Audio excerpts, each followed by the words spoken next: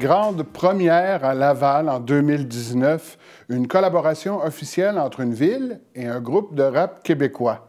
En voulant créer une campagne de sensibilisation novatrice et positive sur les comportements associés au recyclage, la Ville de Laval a donné carte blanche au groupe À la Claire Ensemble. Résultat, un verre d'oreille qu'on a été plusieurs à fredonner, mais du respect dans ton bac. Pour en parler, je suis en compagnie de Scarlett Van Blaren. Elle est directrice du service d'environnement et éco-citoyenneté à la Ville de Laval. Scarlett, d'où est venue cette belle idée? Bien, en fait, Tricentris offre un programme de sensibilisation pour les municipalités qui sont membres de Tricentris. Donc, on a décidé de demander du financement pour une campagne de sensibilisation grand public pour l'ensemble du territoire de la Ville de Laval.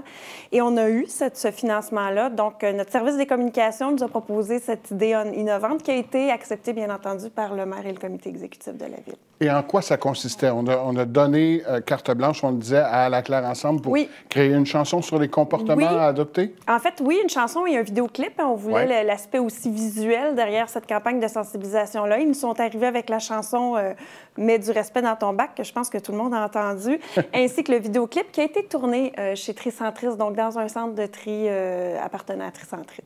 Quels sont les avantages ou les aspects les plus innovants là, de cette démarche-là? Bien, en fait, c'était la première fois qu'une municipalité se collaborait avec un groupe de musique comme on l'a vu dans ce projet-là. Et ce qu'on voulait, c'était cibler les plus jeunes, en fait, parce que c'est souvent les ambassadeurs dans les maisons les plus jeunes pour que le tri se fasse de façon adéquate et de qualité. C'était l'objectif de cette campagne-là, qu'il y ait une qualité dans le tri des matières. Donc, on a ciblé un public plus jeune en espérant qu'ils soient ambassadeurs dans un public peut-être un peu plus âgé. Pour la Ville de Laval, c'était une bonne affaire. On a parlé du financement de Tricentris, mais c'est une campagne qui n'a pas coûté cher. Non, c'est pas non, effectivement, c'est pas une campagne pour 450 000 personnes, là, parce que c'est ça, la Ville de Laval, c'est pas un investissement qui a été très, très grand. Et là, les retombées, là, ça a déboulé. Là, à partir du moment où on a lancé ça, les réseaux sociaux se sont enflammés. Il y a eu, bon, vous connaissez les chiffres mieux que moi. Oui. Puis je vais vous en nommer quelques-uns. Il y a eu jusqu'à 1,4 million de vues Facebook. Il y a eu à peu près 550 000 sur YouTube. On a eu beaucoup de partages de la vidéo.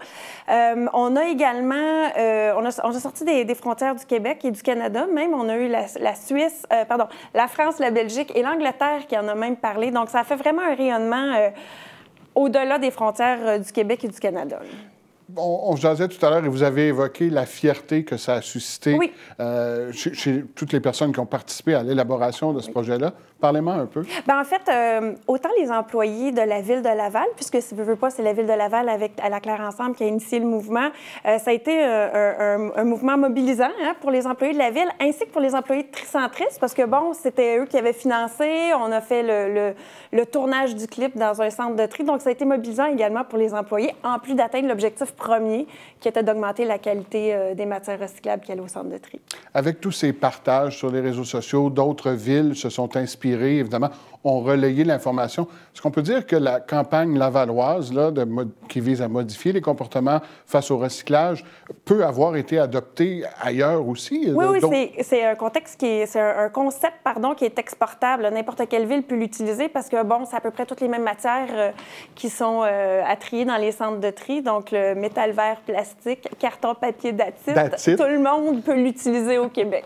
C'est le refrain, là, pour ceux qui nous écoutent et qui ne connaissent pas la chanson, hein? Métal, verre, plastique, papier, carton, dacite. C'est le verre d'oreille. C'est le fameux verre d'oreille lié à la chanson.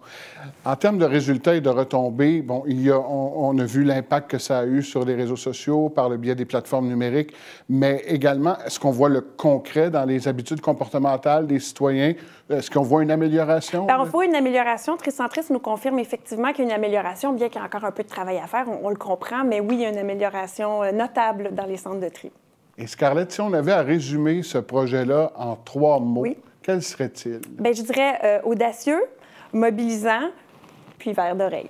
Verre d'oreille. Oui, il n'y a pas beaucoup d'autres projets qui peuvent se vanter d'avoir verre d'oreille dans leurs 3 mots résumant le projet. Merci beaucoup d'avoir partagé cette expérience avec nous. On vous souhaite le meilleur pour la suite des choses et qui sait, peut-être une autre chanson à un moment donné pour modifier les comportements. Qui sait? Merci beaucoup, Scarlett. Merci à vous.